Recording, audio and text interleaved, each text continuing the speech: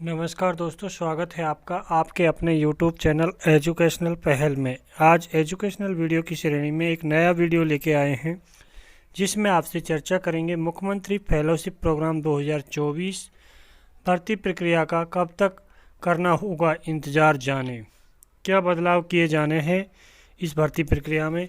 इन बिंदुओं के आधार पर इस वीडियो में आपसे चर्चा की जाएगी।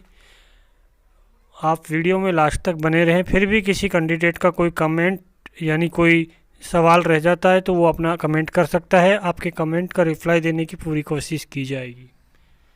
उससे पहले अगर आपने इस YouTube चैनल को सब्सक्राइब नहीं किया है तो सबसे पहले इसको सब्सक्राइब करके बेल आइकन अवश्य दबाएं, जिससे कि ऐसी एजुकेशनल अपडेट आपको सबसे पहले मिल सके।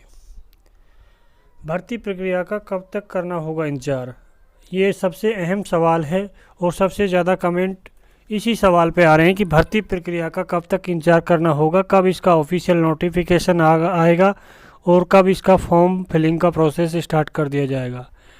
जो इसका फॉर्म फिलिंग का जो स्टेज है वो अति शीघ्र स्टार्ट होने वाला है, क्योंकि राजस्थान में प्रथम चरण के इलेक्शन 19 अप्रैल को स्टार्ट होने वाले हैं। उसके बाद जैसे ही आचार संहिता हटेगी तुरंत आपकी फॉर्म फिलिंग की प्रक्रिया स्टार्ट कर दी जाएगी और फॉर्म फिलिंग होने के बाद आपके जो भी प्रोसेस है वो पूर्णतः स्टार्ट हो जाएगा। यानी कि आपको जो भी पात्र कैंडिडेट हैं और उनकी पात्रता की जांच करके उन कैंडिडेटों को इंटरव्यू के लिए बुलाया जाएगा और उसके बाद आपके इंटरव्यू कंप्लीट होने के बाद साथ ही आपके इंटरव्यू के साथ साथ ही आपके डॉक्यूमेंट वेरिफिकेशन कर ली जाएंगे और आपकी ये भर्ती प्रक्रिया है अति शीघ्र कंप्लीट कर दी जाएगी। बट इसका रुकावट का मेन मुद्दा है जो आचार संहिता है, जो आदर्श आचार संहिता लगी हुई है स्टेट में लोकसभा इलेक्शन को देखते हुए, उसके रिगार्डिंग ये भर्ती प्रक्रिया पेंडिंग में चल रही है। जैसे ही ये आदर्श आचार संहिता हटती है तो आपकी फॉर्म फिलिंग की जो प्रक्रिया है स्टार्ट कर दी जाएगी। आपके फॉर्म अति शीघ्र स्टार्ट कर दिए जाएंगे। ये आपका पहले जो भी आपका कमेंट था उसके रिप्लाई दिया गया है। फिर भी किसी कैंडिडेट का इस के तहत और इसके लिए कोई सवाल रह जाता है तो आप अपने हमें कमेंट दे सकते हैं। कमेंट में हम आपके जो भी सवाल होंगे उनके रिप्लाई देने की पूरी कोशिश करेंगे। अब सेकंड पॉइंट पे आ जाते हैं कि भर्ती में क्या बदलाव किए जाने हैं। यानी कि जो मुख्यमंत्री फेलोशिप प्रोग्राम भर्ती है इसमें गवर्नमेंट द्वारा क्या क्या परिवर्तन किए जाने हैं और जिससे कि युवाओं को फ़ायदा हो सके या फिर ओल्ड राजीव गांधी युवा मित्रों को फ़ायदा हो सके, इसके लिए गवर्नमेंट को इसमें क्या परिवर्तन करने चाहिए।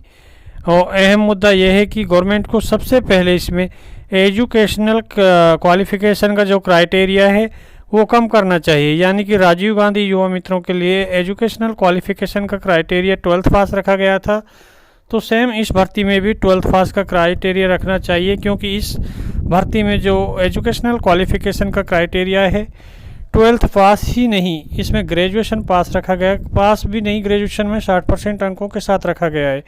यानी कि आप ग्रेजुएशन रखते वहाँ तक तो ठीक था, बट ग्रेजुएशन में भी 60% अंक लाने अनिवार्य कर दिए गए हैं।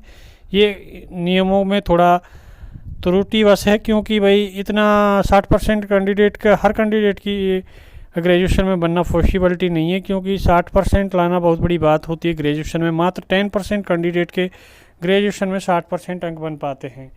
इसलिए गवर्नमेंट को या तो इस भर्ती प्रक्रिया का एजुकेशनल क्वालिफ़िकेशन यानी मैक्सिमम एजुकेशनल क्वालिफ़िकेशन 12th पास रखी जानी चाहिए। फिर भी गवर्नमेंट को ठीक नहीं लगता है तो आप ग्रेजुएशन पास रख सकते हो, और जो परसेंटेज का क्राइटेरिया उसकी बाध्यता है उसको हटाकर गवर्नमेंट को ओनली पास का क्राइटेरिया ग्रेजुएशन में रख देना चाहिए, जिससे कि सभी कैंडिडेट फॉर्म अप्लाई कर सकें और इस भर्ती के लिए योग्य उम्मीदवार के रूप में आ सकें। और सेकंड जो संशोधन का क्राइटेरिया, इसमें जो मैक्सिमम एज क्राइटेरिया है वो 40 वर्ष रखा जाना चाहिए, क्योंकि सभी भर्तियों के लिए लगभग जो भी ऐसी भर्तियां हैं उनमें 40 वर्ष मैक्सिमम एज क्राइटेरिया रखा गया है, बाकी रिजर्व कैटेगरी को छोड़कर। इसलिए मैक्सिमम एज क्राइटेरिया में भी संशोधन करके 35 साल से 5 साल मैक्सिमम एज में जोड़कर यानी कि 40 वर्ष कर देना चाहिए, जिससे कि और जो भी पुराने राजीव गांधी युवा मित्र भर्ती के रूप में कार्य कर रहे थे उनको ऐसा ना लगे कि गवर्नमेंट ने पात्रता की बाध्यता लगाकर उन कैंडिडेटों को इस भर्ती से बाहर कर दिया है। और उन कैंडिडेटों को इसमें एक बार मौका मिल जाना चाहिए। फिर भी जब वो अपने का इंटरव्यू के आधार पर इस भर्ती में सेलेक्ट होते हैं और अपनी योग्यता के आधार पर सेलेक्ट होते हैं तो उनको एक सुनहरा अवसर मिल जाता है। इसलिए गवर्नमेंट को जो एज क्राइटेरिया में थोड़े संशोधन करके इस भर्ती के लिए योग्य एज क्राइटेरिया रखा जाना चाहिए। अब सेकंड पॉइंट आता है कि इस भर्ती प्रक्रिया में जो भी प्रोसेस हो उसमें राजीव गांधी युवा मित्रों को क्या छूट मिले, किस प्रकार राजीव गांधी युवा मित्रों को इस भर्ती में शामिल किया जाए। गवर्नमेंट को इंटरव्यू में जो भी अंक प्रदान किए जाते हैं उसमें एक्सपीरियंस के आधार पर, यानी कि इन राजीव गांधी युवा मित्रों को उनके एक्सपीरियंस के आधार पर कुछ अंकों की छूट प्रदान की जानी चाहिए, क्योंकि इन लोगों ने 18 महीना काम किया है, फिर भी दूसरी भर्ती के लिए इन कैंडिडेटों को किसी भी तरह से पात्रता में कोई छूट प्रदान नहीं की गई है।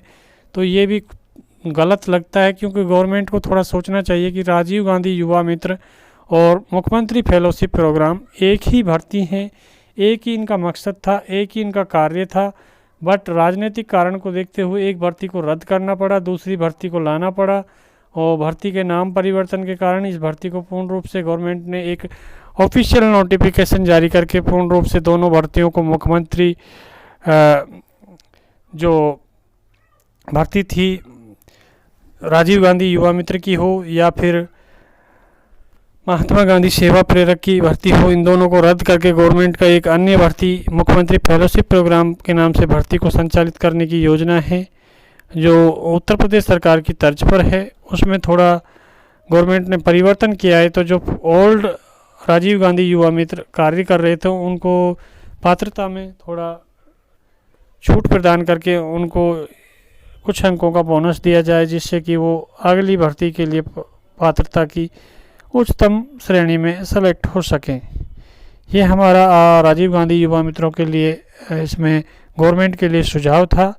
और अगर आप अपनी इस वीडियो को ज़्यादा से ज़्यादा शेयर करोगे, अपने जितने भी राजीव गांधी युवा मित्रों के ग्रुप हों या फिर आपके इन भर्तियों से संबंधित ग्रुप हों, उनमें आप शेयर करोगे तो आपकी आवाज़ आगे तक जा सकेगी और आप ही की आवाज़ आगे जाएगी। और बार बार हम आपको एक ही बात बोलते हैं कि आप चैनल को सब्सक्राइब करके रखोगे तो आपके परिवार या फैमिली की संख्या में जो मेंबर हैं उन मेंबरों की संख्या में भी इंक्रीजमेंट होगा, जिससे कि आपकी आवाज़, अगर आप एक बंदे को भी शेयर करोगे तो अगला बंदा शेयर करेगा, ऐसे करके 10 लोगों के पास भी वीडियो पहुंचेगा। तो हो सकता है गवर्नमेंट डिपार्टमेंट हो या गवर्नमेंट विभाग हो उसके पास भी आपकी आवाज़ पहुंच सके और आपके जो क्राइटेरिया, एजुकेशनल क्राइटेरिया हो या एज क्राइटेरिया हो, दोनों में आपको डिस्काउंट यानी कि थोड़ा संशोधन हो के आपको फ़ायदा मिल सके। इसलिए हम आपके हित के लिए बोलते हैं बार बार कि आप वीडियो को लाइक करें, शेयर करें और चैनल को सब्सक्राइब करें।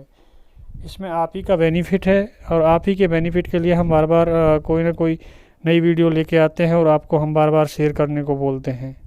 अगर आपको ये एजुकेशनल वीडियो अच्छा लगा हो तो उसको लाइक करें, शेयर करें और इस यूट्यूब चैनल को सब्सक्राइब करें। धन्यवाद।